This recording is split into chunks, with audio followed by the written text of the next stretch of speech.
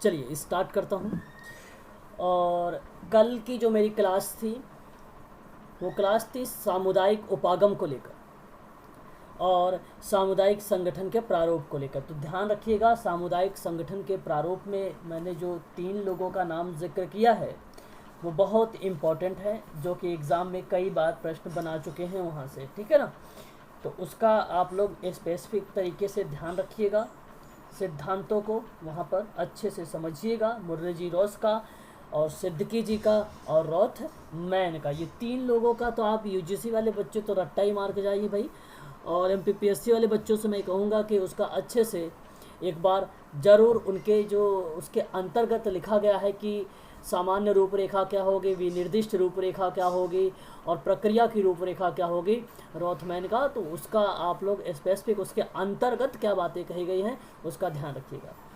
शुरुआत करते हैं आज का टॉपिक सामुदायिक संगठन का इतिहास से। मैंने आप लोगों से पेशवर के इतिहास के बारे में बात कर चुका हूं और समाज कार्य के इतिहास में भी बात कर चुका हूं आप लोगों से। आज इम्पॉर्टेंट है थोड़ा सा, ये कम्युनिटी ऑर्गेनाइजेशन की हिस्ट्री से प्रश्न बनाए जाते हैं, तो वो चीज़ आप लोग थोड़ा सा ध्यान से सुनिएगा। तो पहले मैं किताबों के बारे में जिक्र कर लेता हूँ। एक नाम आता है बर्टन पी का नाम। बर्टन पी ने 2003 में, अब ये 2000 की बात अगर जब कभी आपको दिखे तो ये इसका मतलब समझ जाया करो कि ये एक प्रकार से जीएस या जीके का क्वेश्चन बना सकता है। यही तो है जीएस जीके जो 2003 में भी हाल ही में ये किताब जिक्र हुई है ना। तो कम्युनिटी इन्वॉल्व, देखो यहाँ पे इन्वॉल्वमेंट की बात कर रहा है। इन्वॉल्वमेंट का मतलब हो गया एक प्रकार से कि उन चीज़ों को सम्मिलित करने की बात कर रहा है जिनमें पड़ोसी और रिजनरेशन की बात हो रही है, ठीक है। ये किताब है और मैं आपसे कहूँगा कि इस किताब का नाम आप याद रखिए, इम्पोर्टेंट हो सकता है ये थोड़ा सा, क्योंकि इन्वॉल्व की लेकर बात किया है और इन्वॉल्व की बात किया है किसने, बर्टन पी ने। और ये है नेबरहुड। नेबरहुड का मतलब एक प्रकार से क्या होता है भाई, पड़ोसी होता है, ठीक है। रीजनरेशन, ये नाम याद रखना बर्टन पी का। हालांकि अभी तक किसी क्वेश्चन में आप लोगों को मैंने, हालांकि बहुत सारे प्रश्न क्वेश्चन पेपर भी आप लोगों को प्रोवाइड कराया है, आप लोगों ने देखा भी होगा और नहीं भी देखा होगा तो मेरे पास एक्सपीरियंस है, मैं उस एक्सपीरियंस के आधार पर बता रहा हूँ कि मैंने बहुत सारे क्वेश्चन पेपर करवाए हैं। लेकिन ये है नाम जो है यूजीसी में और भी किसी यूपीपीएससी में ऑप्शन में नहीं आया है इसका नाम। क्यों, मैं आपको बता दूं, एक सिद्दीकी जी हैं जिन्होंने नेबरहुड के बारे में एक प्रतिवेदन दिया था, एक प्रकार से उन्होंने प्रारूप दिया था, तो वहाँ से क्वेश्चन बना दिया जाता है। अगर आपसे वहाँ से प्रश्न बनाने की संभावना है तो हो सकता है ये ऑप्शन में ज़रूर आपको दिख जाए बर्टन पी। तो याद रखिएगा बर्टन पी का नाम ये ऑप्शन में मिल सकता है आप लोगों से, कम्युनिटी इन ओलमेंट इन नेबरहुड रीजनेशंस, ठीक है। तो ये ध्यान रखिएगा। डनहम वेरी वेरी मोस्ट इंपॉर्टेंट, इसको तो आईएमपी में कर रहा हूँ, इसको तो आप ध्यान ही रखिएगा। आर्थर डनहम का नाम 1958 में। ये आर्थर डनहम ने कुल कितने सिद्धांत दिए हैं भाई, कौन बताएगा मुझे? आर्थर डनहम के कुल कितने से तो उसका इम्पोर्टेंट है 28 सिद्धांत। और उसी 28 सिद्धांतों में कुछ विद्वानों का कहना है, कुछ लोगों का या कुछ सामाजिक कार्यकर्ता या सामुदायिक संगठनकर्ता की कुछ भूमिका है। ये लोग कहते हैं कि भाई 7 जो सिद्धांत हैं वो इम्पोर्टेंट है। तो कहीं कहीं पूछा जा सकता है, लेकिन आपको मैं कहूँगा कि आप ध्यान ना रखें उसका, उसकी किताबों का नाम याद रखें, प्लस में उसने कितने सिद्धांत दिए हैं ये बात जिक्र करें आप लोग। और मैं देखो बार बार वैसे ही भी बोल रहा हूँ कि 7 सिद्धांत है, 7 सिद्धांत जो शीर्ष पर रखे गए, तो वैसे भी आपको याद हो गए होंगे। बाय द वे क्वेश्चन बढ़ जाए कि ऑथर डनहम 1958 में community welfare organization principle and practice नामक पुस्तक में शीर्ष स्थान पे कितने सिद्धांतों के बारे में परिचर्चा किया है। तो इस टाइप से प्रश्न बने तो 7 आप वहाँ पे लगा देना, नहीं तो आपको ज़्यादातर बेसिकली क्वेश्चन बनने की संभावना 28 से ही बनती है, ठीक है। तो ये याद रखिएगा। वाल्टर एंड्रियास फ्रेडलैंडर यहाँ पर आप देख रहे हैं, वाल्टर एंड्रियास फ्रेडलैंडर, जिसको फ्रेडलैंडर WA भी कहा जाता है, और इन्हीं के साथ एक व्यक्ति और थे, रॉबर्ट जेड, ठीक है, रॉबर्ट जेड थे। तो इन्होंने एक पुस्तक लिखी थी, उसका नाम था introduction to social welfare, practice hall India private limited. तो आप यहाँ तक तो याद ही रखिएगा आप लोग कि प्रेंटिस लिखा हुआ है, Prentiss hall India private limited, इसे आप ध्यान रखिएगा। थोड़ा सा इम्पॉर्टेंट लग रहा मुझे, क्योंकि इंट्रोडक्शन टू सोशल वर्क के बारे में तो हैमिल्टन के द्वारा ये बातें कुछ कही जाती हैं। कुछ विद्वानों कहते हैं कि भाई लेन क्लार्क ने अपने उसी चीज़ों में हिस्ट्री के माध्यम से जिक्र किया था, प्रिंसिपल एंड प्रैक्टिस की पुस्तकों में भी, ठीक है। तो लेन क्लार्क का भी कभी कभी नाम बन जाता है, लेकिन आप यहाँ पे ध्यान रखिएगा वाल्टर एंड्रियास फ्रीलैंडर की, और वो पुस्तक का नाम है उनका इंट्रोडक्शन टू सोशल वेलफेयर। तो वेलफेयर में नाम आता भी है, मुर्रे जीरोस का भी आता है, ठीक है। तो ध्यान रखिएगा यहाँ पर। उसके आगे Prentiss hall India private limited भी, ठीक है। तो ये भी इम्पॉर्टेंट है, मैं इसको भी स्टार लगा रहा हूँ। तो दो चीज़ें यहाँ पर आपको जो मिली हैं वह इम्पॉर्टेंट मिली हैं। नेक्स्ट पॉइंट की अगर मैं बात करूँ तो यहाँ पर देखिए एक नाम आप देख रहे हैं, गेविन CD एंड कोनक्स FM के बारे में। तो यहाँ मैं आप लोगों से हिस्ट्री के बारे में पढ़ा रहा हूँ, तो हिस्ट्री के बारे में थोड़ा सा ध्यान रखिएगा कि history of community organisation since the civil war with social reference to afraid community, ठीक है। इसके बारे में जो बात हुई है वो जिक्र किसने किया है, गेविन ने किया है। ये बात आप ध्यान रख सकते हैं यहाँ पर, ठीक है, हिस्ट्री के लेकर, ठीक है। अस्त्रीकरण को लेकर कम्युनिटी इंटरवेक्शन की बात जो किया था, तो वो ट्रुपमैन और रोथमैन और हर्लिक, ये 3 लोगों का नाम आता है। मैं ये कहूँगा कि आप इसको याद ना करें, रोथमैन का नाम और एर्लिक का नाम और प्लस में ट्रुपमैन का नाम, जिन्होंने कहा है स्ट्रेटेजी, मतलब का एक प्रकार से रणनीति की बात कर रहे हैं ये। तो वो चीज़ें जो सामुदायिक संगठन में इंटरवेंशन के दौरान में, इंटरवेंशन का मतलब एक प्रकार से क्या होता है बताइए जरा, इंटरवेंशन क्या है होता है? इंटरवेंशन का मतलब क्या होता है? इंटरवेंशन का मतलब होता है हस्तक्षेप। इंटरवेंशन का मतलब होता है हस्तक्षेप। तो जब कभी भी अगर आपसे बात प्रश्न बने कि सामुदायिक हस्तक्षेप की रणनीति के बारे में किस बंदे ने कहा है, तो आप ये ध्यान रख लेना कि रणनीति मतलब एक प्रकार से होता है योजनाएं या प्लानिंग। किसी कार्य को बनाने से पहले हम रणनीति जो बनाते हैं, तो इन लोगों ने कुछ बातें कही हैं, टॉपमैन ने भी और रोथमैन ने भी, और साथ ही साथ एक नाम और आता है एरलिक ने भी, ठीक है। तो ये ध्यान रख सकते हैं आप लोग। आगे बढ़ जाता हूँ मैं। गिडिंस, गिडिंस का नाम तो आप लोगों ने सुना ही होगा एग्ज़ाम में। ये बेसिकली समाजशास्त्र में ज़्यादातर आते हैं। और अगर मैं बात करूँ समाजशास्त्र में गिडिंस का नाम, तो ज़्यादातर ये लोकतंत्र की बात करते हैं, ठीक है। तो इन्होंने कहा है, अगर इनकी अगर बुक की बात करें तो the third the renewal of social democracy की बात। डेमोक्रेसी का मतलब जानते हैं आप लोग क्या होता है? बताइए, कौन बताएगा मुझे डेमोक्रेसी? डेमोक्रेसी का क्या मतलब? प्रजातंत्र। वेरी गुड, शाबाश। प्रजातंत्र और लोकतंत्र भी कह सकते हो। बट आपको मैं ये कहूँगा कि ये समाजशास्त्र के अगर आप लोग स्टूडेंट होते तो मैं आपको कहता कि आप थोड़ा सा इसको फोकस करिएगा। और यदि आप यूपीपीएससी में GIC का अगर फॉर्म भरते तो भी मैं बोलता कि इस पुस्तक का नाम आप याद करके जाइए, क्योंकि यह बना सकता है प्रश्न अपने आप में, क्योंकि सोशल डेमोक्रेसी की बात कर रहा है। तो यहाँ पे गिडिंस है, तो इसको मैं प्राथमिकता नहीं दूंगा, इसलिए इसे हटा दीजिए, ठीक है। यहाँ पर देखिए गुलबैंड का नाम आता है, ये भी हटा दीजिए आप। यहाँ पे इनको भी हटा दीजिए, इनको भी। रूथमैन, जिसको आप रोथमैन कहते हैं, इसे थोड़ा सा ध्यान से सुनिएगा आप। और यहाँ पर इन चीज़ों को ध्यान रखिए। रोथमैन ने, अभी मैंने प्रारूप के बारे में बताया, और वही रोथमैन है जिन्होंने रणनीति के सिद्धांत के बारे में बताया। तो ये अलग से आए हैं। तो 6वां एडिशन, किसे कभी कभी प्रश्न बनता है कौन सा एडिशन है, 5वां है, तीसरा है, चौथा है। और ज़्यादातर एडिशन की अगर मैं बात करूँ, एडिशन का मतलब होता है संस्करण। एडिशन का मतलब क्या होता है? संस्करण। तो 6वां संस्करण। अब 6वां संस्करण लक्ष्मीकांत की बुक को पॉलिटी वाला ना समझे आप लोग। 6वां संस्करण बड़ी फेमस है, पॉलिटी की पुस्तक, लक्ष्मीकांत की पुस्तक है 6वां संस्करण की। जो यूपीएससी की तैयारी करते हैं बच्चों, उनको भलीभांति तरीके से पता होगा इसके बारे में 6 एडिशन क्या होता है। बशर्ते आपको मैं बता दूं यहाँ पे रोथमैन के बारे में, क्योंकि उन्होंने प्रारूप दिया है। तो अगर रणनीति वगैरह से अगर कोई क्वेश्चन बने तो आपके माइंड में सबसे पहली बात तो यही क्लिक हो जानी चाहिए भाई कि कौन सी रणनीति होनी चाहिए। तो रणनीति होने से पहले आप उसका हस्तक्षेप करते हैं। हस्तक्षेप का मतलब होता है एक प्रकार से पहचान करना। तब ये विकलांगता के पॉइंट ऑफ व्यू से हस्तक्षेप को विकासात्मक विकलांगता कहा गया है। भाई बता देता हूँ मैं आपको, ध्यान सुन लीजिए मेरी बात। हस्तक्षेप के विकास को डिसेबिलिटी के क्षेत्र में उसको कहा गया है हस्तक्षेप विकलांगता।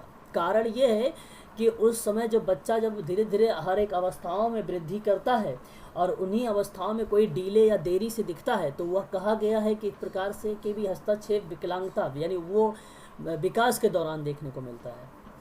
तो वो चीज़ें हैं बशर्ते यहाँ पे मैं रणनीति ऑफ कम्युनिटी इंटरवेंशन की बात कर रहा हूँ, तो आप ध्यान रखिएगा, ठीक है, कि समुदाय की जो रणनीति होगी उसको बनाने से पहले छठा संस्करण को उसने दिया है, तो रॉथमैन का नाम आ जाएगा, आप वहाँ पर इसे टिक मार देना, ठीक है। सिद्दीकी अभी मैंने प्रतिवेश, जिसको आप लोगों ने अभी हाल ही में जिक्र किया है, कल ही मैंने जिक्र किया है प्रारूपों में, HY सिद्दीकी जी का नाम। तो working with the communities and introduction to community work के बारे में इन्होंने पब्लिश, अच्छा ये देखो जो लास्ट का जो नाम है ना, पब्लिश, हीरा पब्लिकेशन नई दिल्ली में, ऐसा कुछ नहीं बनेगा प्रश्न यहाँ से, इसलिए मैं इसको नहीं बोलता हूँ, ठीक है, इसको। अच्छा अभी मैं रिसर्च करवा रहा हूँ यूनिट नंबर 2 में ना, तो ये क्या है, जैसे ये आप जब कोई लेसन समाप्त होता है ना, उस लेसन के नीचे लिखा होता है संदर्भ, ये संदर्भ में लिखी होती है बातें, और ये संदर्भ के बारे में आपको बता रहा हूँ। तो वहाँ रिसर्च में बताऊँगा कि संदर्भ को कैसे बनाया जाता है वहाँ पर, ठीक है, एक थेसिस कैसे तैयार करते हैं, रिसर्च का पार्ट है ये, ठीक है। और जिन बच्चों को मैंने पढ़ाया भाई UGC वाले, उनको तो पता ही होगा, जैसे इसमें गरिमा है सर अभी, तो है ना, तो इसे आप ध्यान रखिएगा। तो HY सिद्दीकी का नाम यहाँ पर याद रखिए, और ये हीरा पब्लिकेशन नई दिल्ली, ये सब याद करने की ज़रूरत आप लोगों को नहीं है। रिसर्च जब आप लोग लिखेंगे या रिसर्च करेंगे ना, तो ये क्यों प्राथमिकता पड़ती है, तो मैं आपको बताऊँगा वहाँ पर, ठीक है। तो working with the communities in introduction to community work जो होता है वो HY सिद्दीकी ने दिया है। तो क्या नाम दिया है, working with the an introduction. मैं लास्ट में ना अभी कुछ टाइम बाद, जैसे ये 2019 का पेपर समाप्त हो जाएगा, कुछ किताबों का नाम लेकर आऊँगा जो इम्पोर्टेंट है, वो ट्रिक से बताऊँगा। हालांकि किताबें तो बहुत हैं, तो कंफ्यूज हो जाएंगे वरना आप, ठीक है। तो मैं ट्रिक से नाम बताऊँगा उनका, कि कैसे कैसे किताबों का नाम आप याद करेंगे। तो कॉपी पेन साथ में रखिएगा, ताकि आप नोट भी करना है मेरा ट्रिक भी, मैंने क्या ट्रिक लगाई है, और जैसे ही आप वहाँ पर पढ़ें और एग्ज़ाम देने से पहले उसको एक बार पढ़ लेना, तो किताबों का नाम जो है आप इजीली याद कर पाएंगे, ठीक है। जो एग्ज़ाम में कई बार पूछी गई मैं उसी को लूँगा। अच्छा आगे बात कर लेता हूँ एक, तो स्टैनर इंपॉर्टेंट नहीं है, इसे आप छोड़ दीजिए, ठीक है भाई। चलिए तो किताबों के नाम तो आपसे समझ में आ गया होगा आप लोगों को। मैं अब थोड़ा सा आप लोगों से जिक्र करने चल रहा हूँ सामुदायिक संगठन के इतिहास पर। सामुदायिक संगठन के इतिहास में मैंने सबसे पहले इंग्लैंड में सामुदायिक संगठन की कैसे कैसे विकास हुआ उसके बारे में आप लोगों से बताने चल रहा हूँ, ठीक है भाई। क्लियर हो रहा है आप लोगों को मेरी बात की नहीं, बताइए जरा एक बार कंफर्म कर दीजिए, बोलिए एक बार, मेरी आवाज़ वगैरह कंफर्म है, क्लियर है?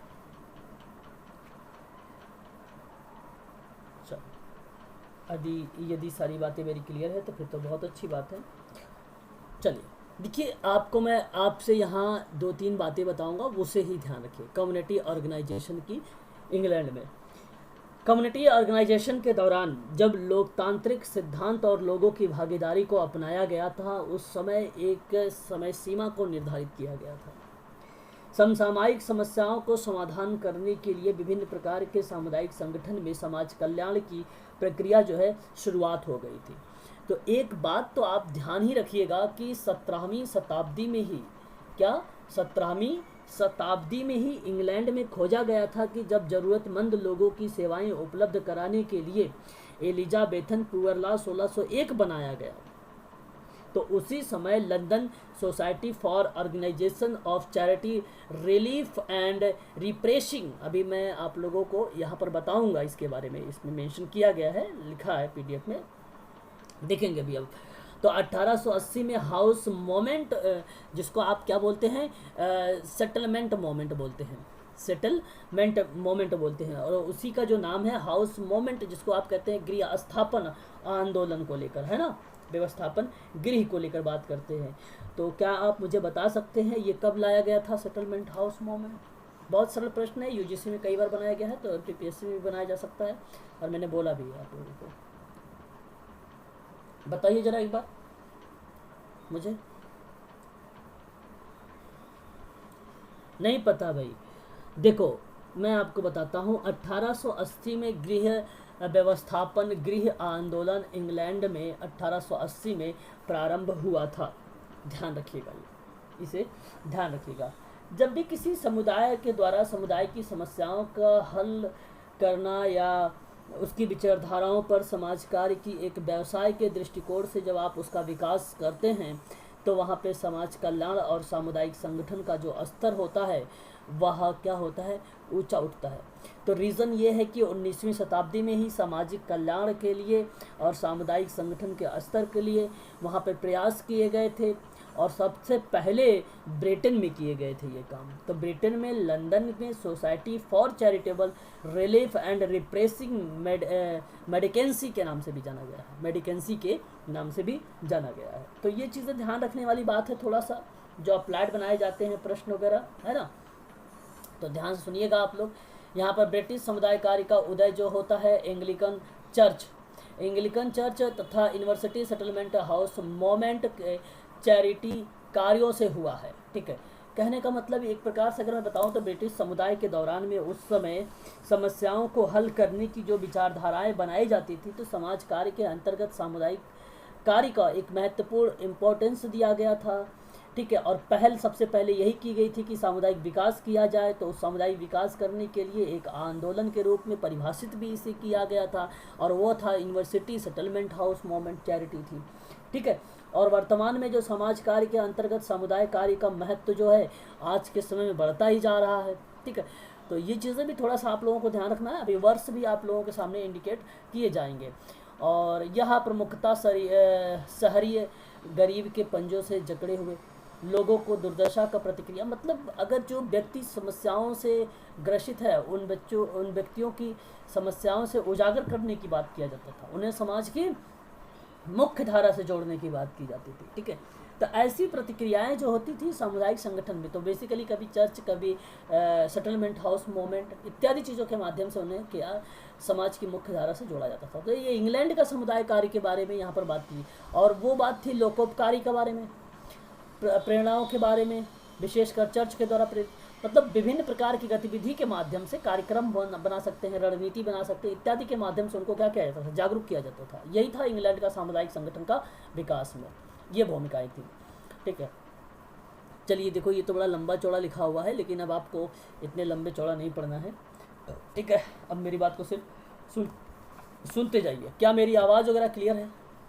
एक बार कंफर्म कर दीजिए, बोलिए एक बार। देखिए, जैसे जैसे 20वीं शताब्दी गुजरी, जैसे जैसे 20वीं शताब्दी समाप्त हुई, तो चैरिटी से दूर एक धीमा संक्रमण तथा स्वतंत्रता के दर्शन की दिशा में पैतृक का उदय हुआ, और बाद में उसके परिणाम स्वरूप क्षेत्रीय श्रेणी तथा लैंगिक चेतना का बदलाव भी हुआ। और इसी अवधि के दौरान सिल्वा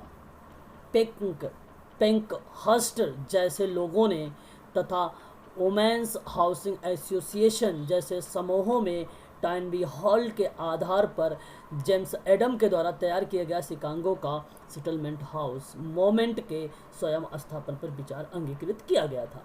देखिए, मैंने कहा कि जैसे जैसे 20वीं शताब्दी समाप्ति, मतलब कहने का तात्पर्य हुआ कि 17वीं शताब्दी से ही तो बेसिकली फोकस किया गया था समाज कार्य को लेकर, है ना। 17वीं शताब्दी में इंग्लैंड को खोजा भी गया कि भाई जब ज़रूरतमंद लोगों की सेवाएं उपलब्ध कराया जाएगा, तो उसके लिए उन्होंने एलिजाबेथन पुअर लॉ भी बनाया था।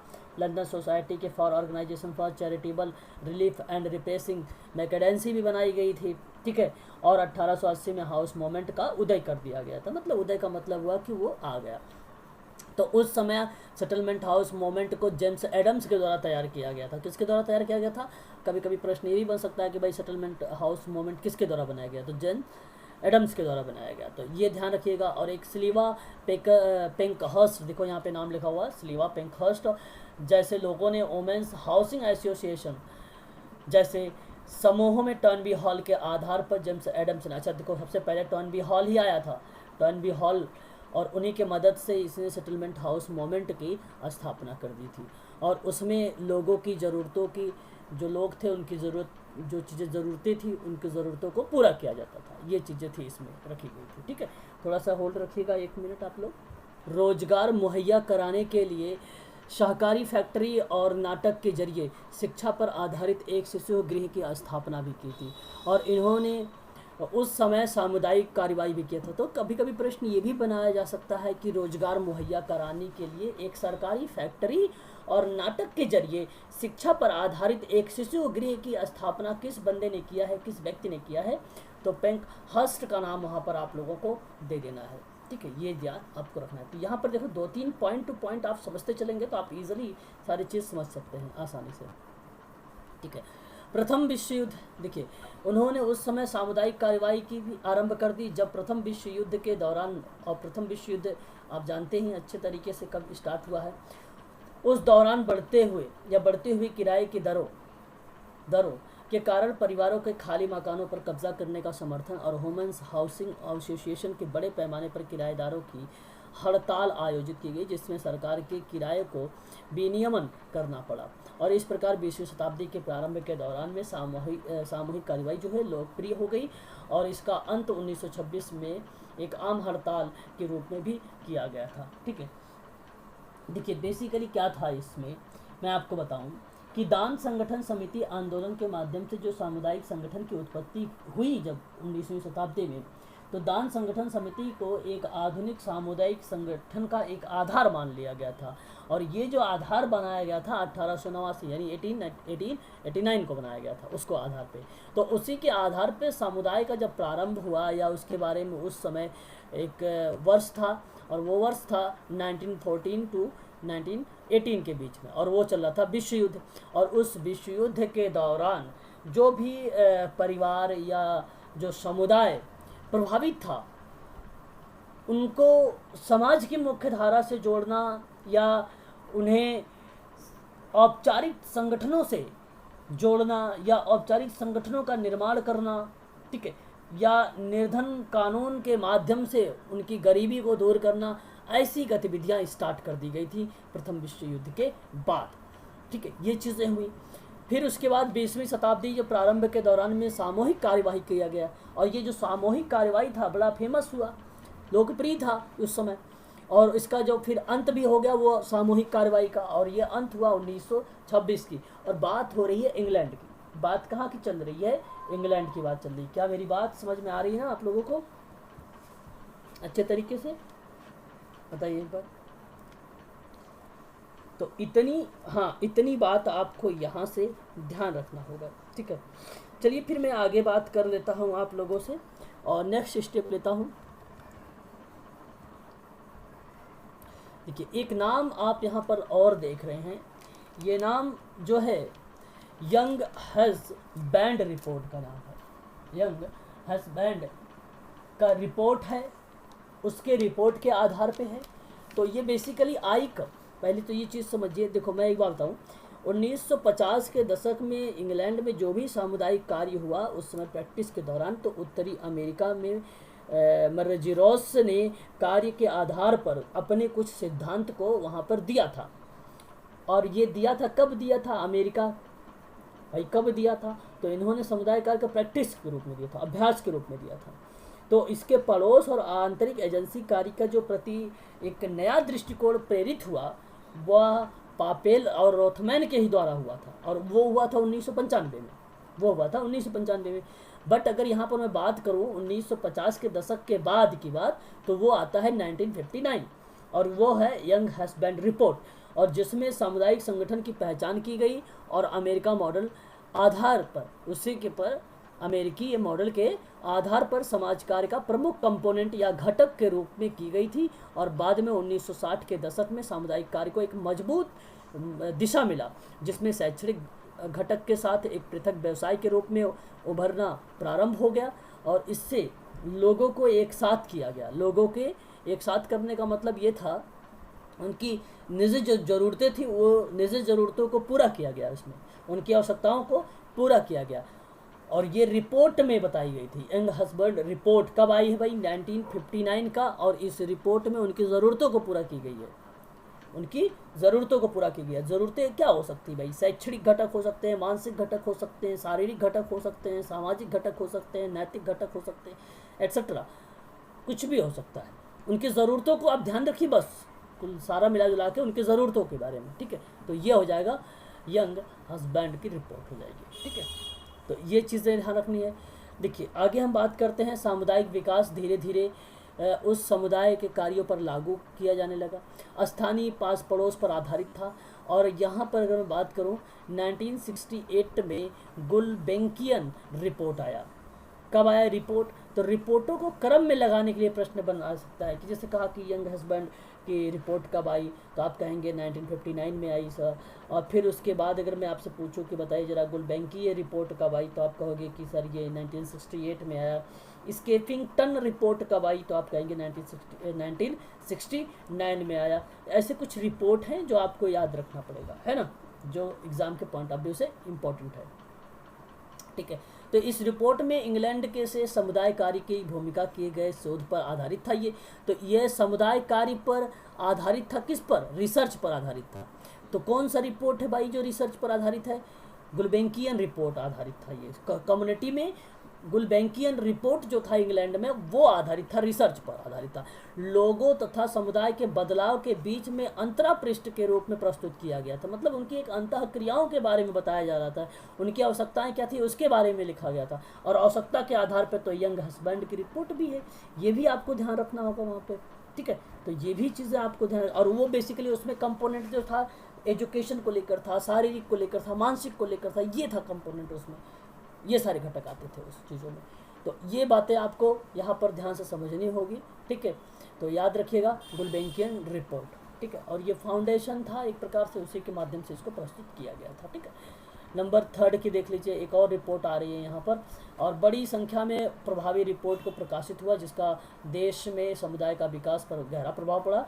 और उसके लिए एक सीबोहम कमेटी रिपोर्ट हुई और वो 1968 में थी, और जिसमें एक समुदाय कार्य की विशेष तौर पर समाज सेवा का प्रबंध के माध्यम से इसका विस्तार की सिफारिश की गई थी। और बाद में एक और रिपोर्ट आ गई, देखिए यहाँ पे स्केफिंगटन।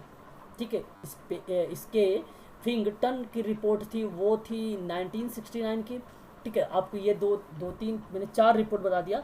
यंग हस्बैंड की जो रिपोर्ट थी 1959 की थी, और गुलबैंकियन की जो रिपोर्ट थी वो थी 1968 की थी, और सिबोहम कमेटी की जो रिपोर्ट थी वो भी 1968 की है, और 1969 की जो रिपोर्ट है वो है आपका स्केफिंगटन रिपोर्ट है, और जिसमें शहरी, यहाँ पे देखो, शहरी नियोजन में अधिक सार्वजनिक भागीदारी की सिफारिश की गई थी। ठीक है, तो इतनी बात आप लोगों को यहाँ से ध्यान में रखना होगा।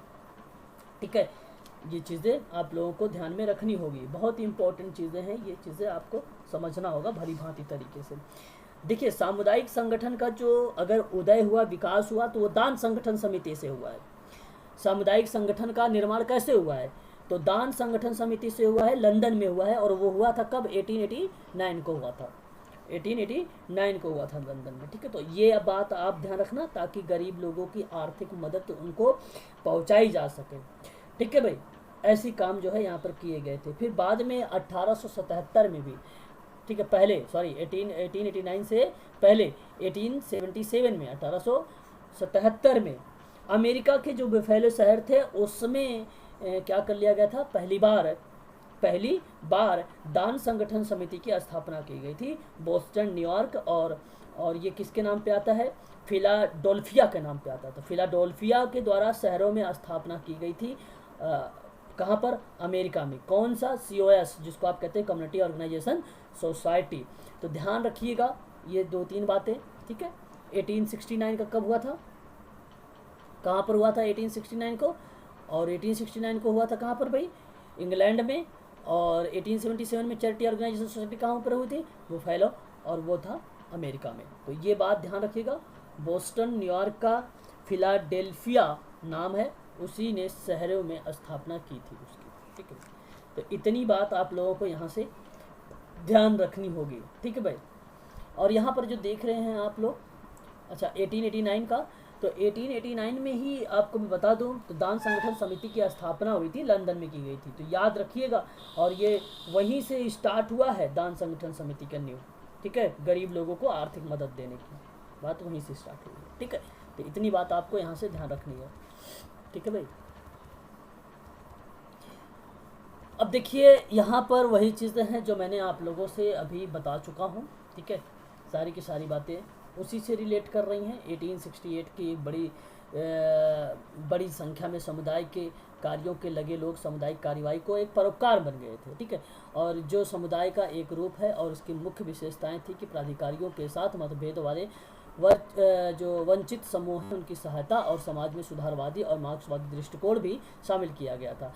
तो सामुदायिक कार्यवाही का परोपकार कब बना? सामुदायिक कार्यवाही मतलब कम्युनिटी, अभी मैंने आप लोगों को पहले ही बता चुका हूँ भाई सामुदायिक कार्यवाही के बाद लेकर, ठीक है। तो सामुदायिक कार्यवाही में किसका नाम आता है? मुर्रेजी रॉस का नाम आता है, मुर्रेजी रॉस का नाम आता है, ठीक है। तो उस समय उन्होंने परोपकारी बने के रूप में जो चीज़ें लाए थे वो 1968 में लाए थे, और मैंने कल ही तो इसकी क्लास लिया है वर्ष के साथ 1968 में किस तरीके से उन्होंने अपनी भूमिकाएं निभाई हैं, ठीक है। तो इस प्रकार से विकास जो है अनेक कारणों से हुए समुदाय के, और सामुदायिक कार्यवाही कुछ हद तक अमेरिका के एक वो थे समाज सुधारक थे जिनका नाम था मार्टिन लूथर। आपने नाम सुना होगा, जूनियर किंग मार्टिन लूथर के द्वारा कालों के लिए कई गई शहरी कार्रवाई पर प्रभावित हुआ, उस पर भी काम किया। फिर 1968 में शहरी कार्यक्रम के रूप में समुदाय कार्य का अभ्यास की गतिविधियों में 1969 में उन्होंने क्या किया, कार्यक्रम को अग्रदूत किया, ठीक है। और 12 कम्युनिटी विकास की परियोजना में अगर मैं बात करूं तो वो प्रभावी भी हुआ है ना, तो उसमें काम भी जो हुआ सामुदायिक कार्यवाही के माध्यम से किया गया था। तो 12 समुदाय विकास का जो परियोजना का प्रभाव किसके माध्यम से हुआ? तो 12 सामुदायिक विकास का परियोजना का जो प्रभाव था वो माध्यम था सामुदायिक कार्यवाही, तो याद रखिएगा आप ये। और 1968 में शहरी कार्यक्रम के रूप में समुदाय का कार्य का जो है अभ्यास की गई थी 1968 में, याद रखिएगा ये बात भी।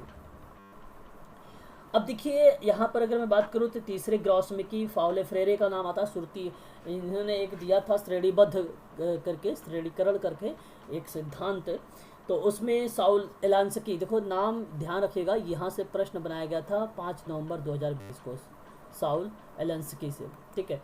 और फाउले फ्रेरे और ग्राम्स्की, ये 3 नाम हैं। और मैं आपको बताऊं इन्होंने सामुदायिक कार्यकर्ताओं के अनुवर्ती चरण के रूप में समुदाय कार्य का अभ्यास को प्रभावित किया था, ठीक है, प्रभावित किया था। तो ये इन्होंने किस पे काम किया भाई? चरणों को लेकर काम किया था। तो चरण मतलब कोई काम होना चाहिए तो सिस्टम से होना चाहिए, क्रमबद्ध से होना चाहिए, ऐसा नहीं कि भाई क्रमबद्धता ना हो, ठीक है, क्रमबद्धता होना ज़रूरी है, ये कहना था इनका, साउल एलांस्की का, फाउले फ्रेरे का और ग्राम्स्की का, ठीक है। किसी भी काम अगर कोई भी काम करेंगे तो क्रमबद्धता होना चाहिए, और समुदाय में क्रमबद्धता किसने बताया है? तो फाउले फ्रेरे वगैरह का नाम आप यहाँ पर डाल सकते हैं, समझ सकते हैं, ठीक है।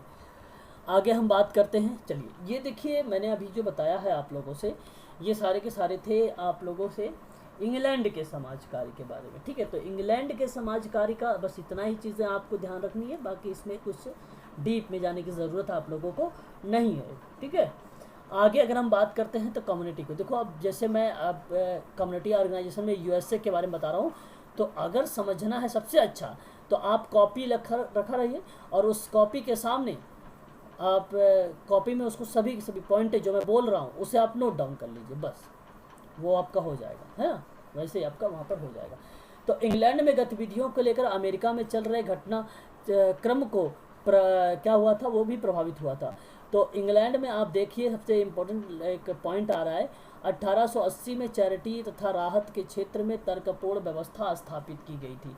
और मैंने आप लोगों से पहले ही बता चुका हूँ कि लंदन में भी society for organisation charitable relief and repressing mendicancy नामक संस्था की स्थापना की गई थी, और ये भी की गई थी 1880 में ही की गई थी, ऐसा नहीं कि भाई इससे पहले आ गया कोई चीज़, उसी दौर की बात है, ये लोग काफ़ी करते थे, है ना।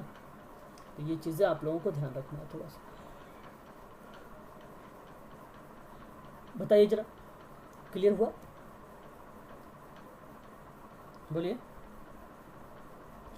तो 1880 में ही 1880 में ये चीज़ें हुई, और 1873 जिसको बोलते हैं 1873, तो उसमें आर्थिक मंदी के कारण उत्पन्न सामाजिक समस्याओं तथा ग्रामीण क्षेत्रों में जो पलायन कर रहे थे उनको रोकने का परस्पर समन्वय की ज़रूरत थी, और ये काम भी किया था अमेरिका वालों ने, ठीक है। यहाँ पे देखिए, राहत के क्षेत्र में तर्कपूर्ण व्यवस्था स्थापित करने के लिए चैरिटी ऑर्गेनाइजेशन की स्थापना की हुई, ठीक है।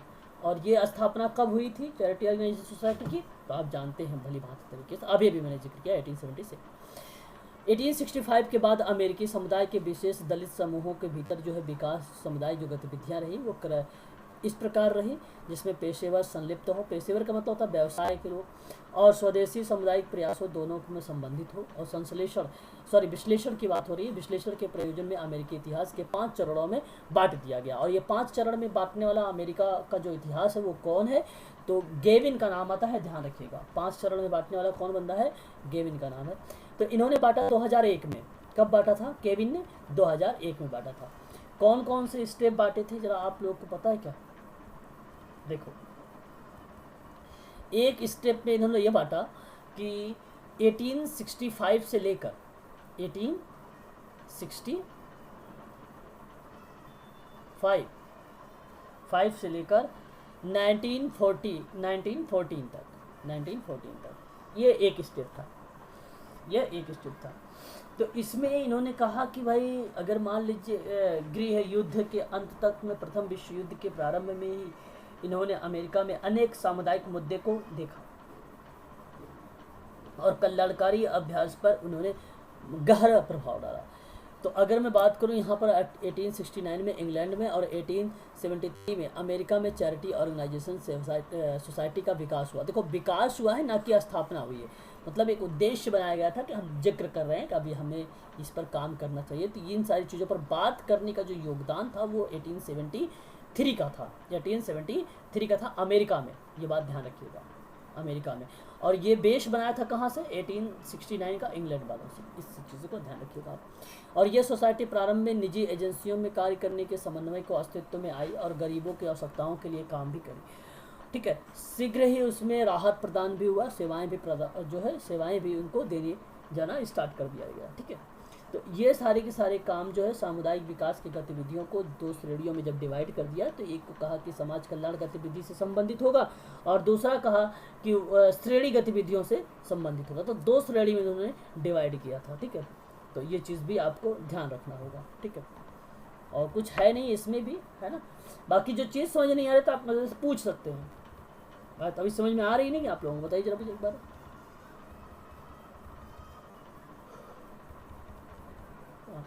अब देखिए यहाँ पर ये दूसरा स्टेप है। 5 स्टेप में किसने डिवाइड किया भाई, 5 स्टेप में किसने डिवाइड किया है, गेविन एंड कोवास ने 2001 में। कोवास, वेरी गुड। तो अब ये ध्यान रखिए आप लोग, यहाँ पर अगर मैं आपसे बोलूँ तो ये दूसरा स्टेप है, ये दूसरा स्टेप है। दूसरे स्टेप में क्या हुआ भाई, दूसरे स्टेप में क्या हुआ, दूसरे स्टेप की अगर मैं आप लोगों से बात करूँ तो इसमें कहा गया कि प्रथम विश्व युद्ध के बाद अनेक नई स्थितियां उत्पन्न हुई और जिनका सामुदायिक संगठन के अभ्यास पर उल्लेखनीय प्रभाव पड़ा।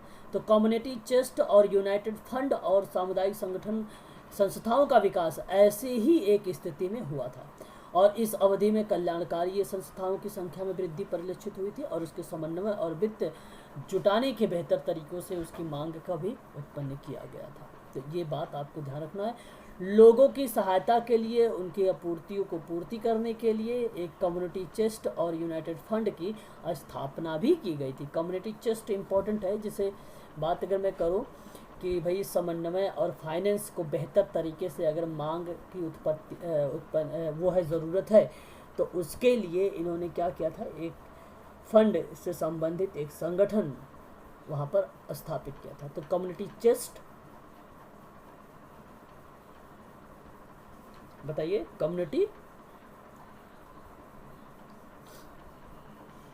अच्छा यूनाइटेड फंड और कम्युनिटी चेस्ट, देखो क्या है ये। जैसे बेसिकली उस समय प्रथम विश्व युद्ध के बाद काफ़ी क्षति हुई और उन क्षति को पूर्ति करने के लिए अमेरिका वालों ने क्या किया, एक कम्युनिटी, इसका हर एक कम्युनिटी में जाकर एक कम्युनिटी चेस्ट, एक ऐसा संगठन है, एक ऐसे संगठन जहाँ पे फंड वगैरह जो है आते हैं, उसको स्थापित किया और एक यूनाइटेड फंड के नाम से स्थापित किया, ताकि उन समुदायों को क्या किया जा सके, गरीबियों से मतलब गरीबी जो है वहाँ से समाप्त की जा सके उनकी। ठीक है, उनकी बेरोजगारी वगैरह जो भी चीज़ें थी उसको समाप्त की जा सके। तो ऐसी बातें जो है गरीबों की सहायता करने वाले लोगों के बीच में व्यवसायवाद और परिणाम स्वरूप काउंसलिंग ऑफ सोशल एजेंसी और कम्युनिटी वेलफेयर काउंसलिंग का विकास किया गया कम्युनिटी चेस्ट और यूनाइटेड फंड के माध्यम से, ठीक है, उनका विकास को लेकर बात की गई थी। और चेस्टों का मतलब होता है कोष से, कोष का मतलब होता है खजाना से, ठीक है। तो ये चीज़ें जो है वहाँ पर मेंशन की गई थी, ठीक है। तो आप इसे ध्यान रखिएगा, कम्युनिटी चेस्ट और यूनाइटेड फंड की स्थापना की गई। व्यवसाय में इस सहायता के वितरण में समुदाय कल्याण का परिषद का समर्थन हुआ, ठीक है।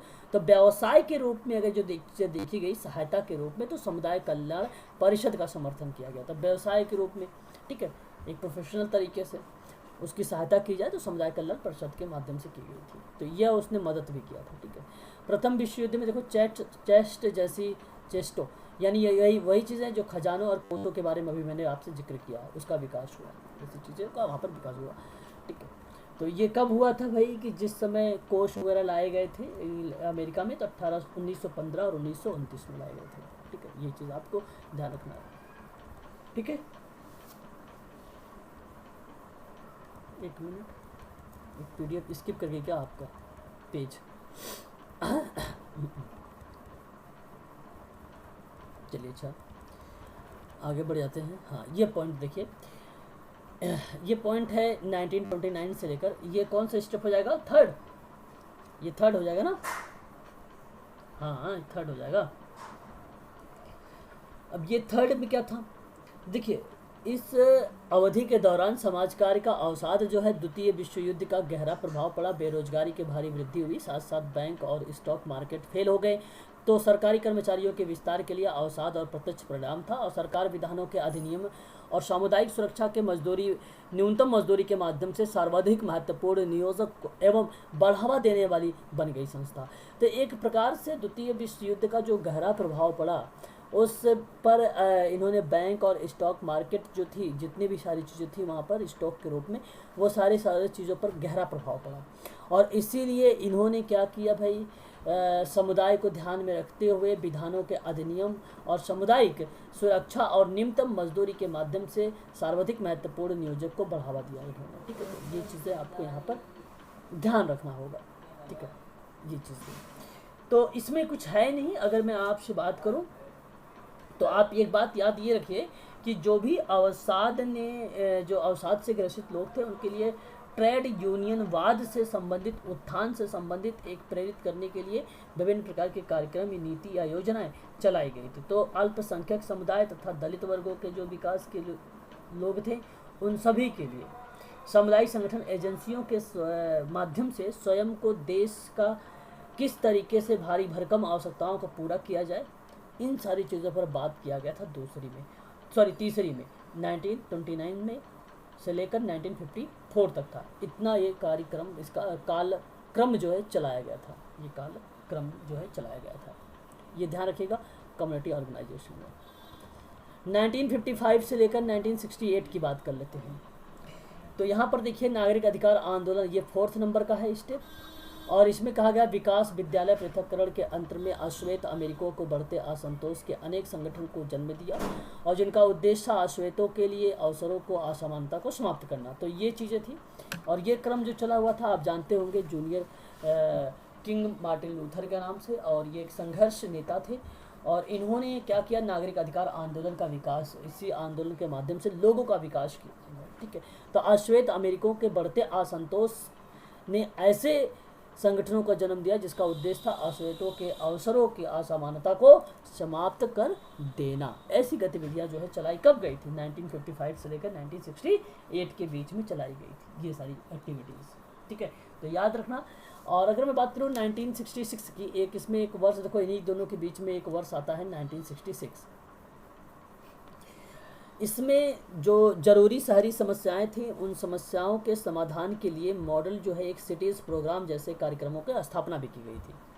किसकी स्थापना की गई थी, तो आप ध्यान से सुन लीजिए, दोबारा से बोल देता हूँ। शहरी समस्याओं के समाधान के लिए मॉडल सिटीज़ प्रोग्राम जैसे कार्यक्रमों की स्थापना की गई थी 1966 में, अमेरिका के दौर की ये बात है, आप लोग इसे ध्यान रखिएगा। हम बात कर लेते हैं नेक्स्ट पॉइंट का, और ये 5th नंबर का हो जाएगा आपका, 5वें नंबर का। अब ये 5वें नंबर की अगर मैं बात करूं आप लोगों से, 5th पॉइंट है ना, नंबर 5। तो यहाँ पर आपको एक बात ध्यान ये रखनी होगी आप सभी लोगों को, ठीक है, 1869 में, कि इस समय निक्सन प्रशासन की शुरुआत हुई थी, पहली बात चिन्हित किया गया। जिसके बाद कार्टर और रीगन प्रकाशन आए और प्रशासन के कमज़ोर की बात हो रही है, ठीक है, ठीक है। और समाज कल्याण के क्षेत्र में सरकार, विशेषकर राष्ट्रीय सरकार की भूमिका कम किए जाने पर भी था। और 3 प्रमुख प्रगतियां हुई जिसके अवधि के दौरान, और विशेष 80 के दशक में समुदाय के और सोसाइटी के स्तर को क्या किया गया, उसका एक आकार दिया गया, उसमें एक वृद्धि की गई थी। तो ये बात आप ध्यान रखिएगा। जैसे 3 चीज़ें क्या क्या हो सकती हैं, तो एक है कि एक सूचना समाज का उदय हुआ जिसमें विशेषताएं जीवन के प्रत्येक क्षेत्र पर उच्च प्रौद्योगिकी रूप में रही। और ये 1969 के बाद में 3 बातें हुई थी। जो दूसरी बात थी वो विश्व अर्थव्यवस्था का विकास हुआ, और जो तीसरी बात थी वो था विकेंद्रीकरण को लेकर, ठीक है। तो ये 3 बातें जो थी इसको मेंशन किया गया था। तो ये बात भी आप लोग ध्यान रखिएगा थोड़ा सा, ठीक है। इम्पोर्टेंट है तीनों चीज़ें कि कौन कौन चीज़ों के बारे में। एक तो सूचना समाज का उदय हुआ, विश्व अर्थव्यवस्था का विकास हुआ, और विकेंद्रीकरण किया गया था। ये कब किया गया? 1869 के बाद किए गए थे। ये चीज़ें आप लोगों को ध्यान रखनी होगी। चलिए ज़रा मुझे बताइए, अब ये बात समझ में आ गई? मैंने कम्युनिटी ऑर्गेनाइजेशन में जो चीज़ें बताई आपको समझ में आ गई? अमेरिका के जो सामुदायिक परिषद की उत्पत्ति हुई थी, ठीक है, उनकी कार्यकुशलताओं को वृद्धि परिषदों के उत्पत्ति के माध्यम से कार्यकुशलता में सेवाओं का मानदंड को स्थापित किया गया, संस्थानों के नेतृत्व प्रदान किए गए। विश्व युद्ध के कारण जो युद्ध कोष की स्थापना हुई, और इस अवधि के दौरान समुदाय परिषदों का कोषों के नियंत्रण एवं सामुदायिक संगठनों को नियोजन किया गया था। उन सारी चीज़ों को हम लोग ने यहाँ पर देखा है अभी, ठीक है। तो इन सारी चीज़ों को आप लोगों को ध्यान में भी रखना होगा, ठीक है। हम नेक्स्ट बात करेंगे अब इंडिया के बारे में, इंडिया कम्युनिटी ऑर्गेनाइजेशन के बारे में, ठीक है। भारत में किस तरीके से इसका डेवलप हुआ, कैसे कैसे इसका विकास हुआ। आप जानते हैं कि समुदाय कार्य भारत में 1937 में औपचारिक रूप में आरंभ हो गया था। अब आप जानते हैं Tata institute of social science कब आया था? 1936 में आया, लेकिन उसी समय ये 1937 में ये क्या हो गया, 1937 में यह स्थापित हो गया सामुदायिक संगठन, ठीक है, यह स्थापित हो गया। तो औपचारिक तरीके से तो समाज कार्य की शिक्षा में पूर्ववर्ती में मुंबई के मलिन बस्तियों के साथ समाज कार्य के अनुभव के परिणाम स्वरूप समाज कार्य के प्रथम संस्था के रूप में इसको स्थापित की गई थी, और वो था Tata institute of social science, ठीक है। इसके बाद 1946 में दिल्ली में समाज कार्य की स्थापना होगी। बहरहाल अगर मैं बात करूँ 1950 के दशक में, तो पहले भी समुदाय कार्य का एक कोई गंभीर संज्ञान नहीं हुआ था। और 1951 में जाकर स्वतंत्रता के बाद भारत में अपनी तरह के पहले कार्यक्रम सामुदायिक संगठन में सरकारी कार्यक्रमों का शुरुआत कर दिया। तो आप ध्यान रखिए यहाँ पर ये कि 1937 में भारत में सामुदायिक संगठन आया। दूसरी बात ये याद रखिए कि उसके बाद इसी को बेस बनाया गया था, पहले सोचा गया। फिर उसके बाद उससे पहले सामुदायिक Tata institute of social science आ चुका था, ठीक है। तो वह समाज कार्य कर रहा था, कोई प्रणाली नहीं थी, प्राथमिक द्वितीय तृतीय कोई प्रणाली नहीं थी, लेकिन इन्होंने सामुदायिक प्रणाली के रूप में जो स्थापित किया टाटा इंस्टीट्यूट वालों ने, वो 1937 में किया। और उसके बाद दिल्ली में समाज कार्य विद्यालय जो है 1946 में जब खोला गया था, तो वहाँ पर उसी समय आ गया था, ठीक है। तो ये चीज़ें आप लोगों को ध्यान रखनी है। बात समझ में आ गई? बोलिए। हाँ, तो ये आप लोगों को यहाँ से अगर मैं बात करूँ तो ये सारी की सारी चीज़ें आप सबको यहीं से समझना चाहिए, ठीक है। और कुछ इसमें है नहीं। देखो, प्रथम विश्व युद्ध के समय अमेरिका में एक कार्यक्रम चलाया गया था, वो याद रखिएगा, अमेरिका में प्रथम विश्व युद्ध के दौरान, और वो था रेड क्रॉस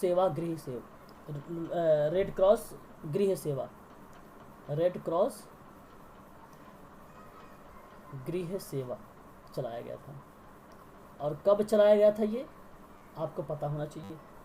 प्रथम विश्व युद्ध के समय चला गया था, ठीक है।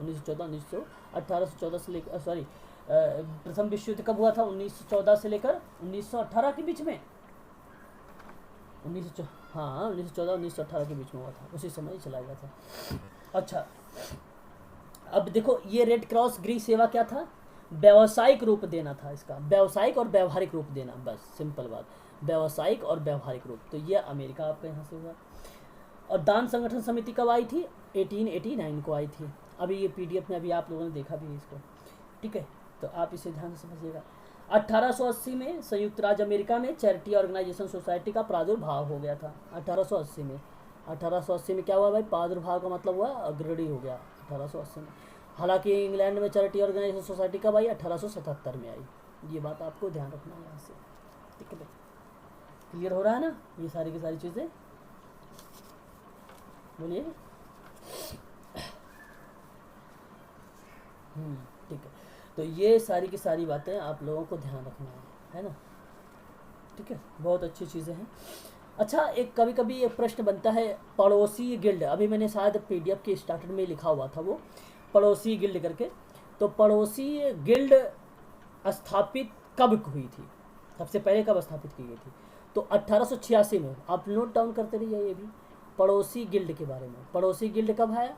1886। 1886 कहाँ पर? न्यूयॉर्क में। न्यूयॉर्क में कहाँ पर? न्यूयॉर्क में। ये बात आपको ध्यान रखना होगा, 1886, ठीक है, बात समझ में आ रही है ना? ये आपका, हाँ, ये जो चीज़ें थी आप लोगों के लिए कम्युनिटी ऑर्गेनाइजेशन से कुछ जो भी चीज़ें प्रश्न बनाए जाते हैं, ये इन प्रश्नों के बारे में मैं आप लोगों से जिक्र जो करूँगा वो मंडे के दिन करूँगा, प्रश्न के बारे में इसके, ठीक है। तो इसलिए आप लोग इसको देखे रहिए, समझे रहिए अच्छे से। हाँ, कोई डाउट वगैरह मन में अगर आपके हैं तो आप पूछिए मुझसे। कोई डाउट वगैरह अगर आपके मन में बन रहे हैं तो आप लोग मुझसे पूछिए, ठीक है, कोई डाउट। पड़ोसी गिल्ड 1886 में आया था। ये एक प्रकार से ये वो था, संगठन था, ठीक है, उसके माध्यम से लोगों को जागरूक करने की बात होती थी, उसमें लोगों को जागरूक करने की बात होती थी पड़ोसी गिल्ड में, ठीक है, पड़ोसी गिल्ड में।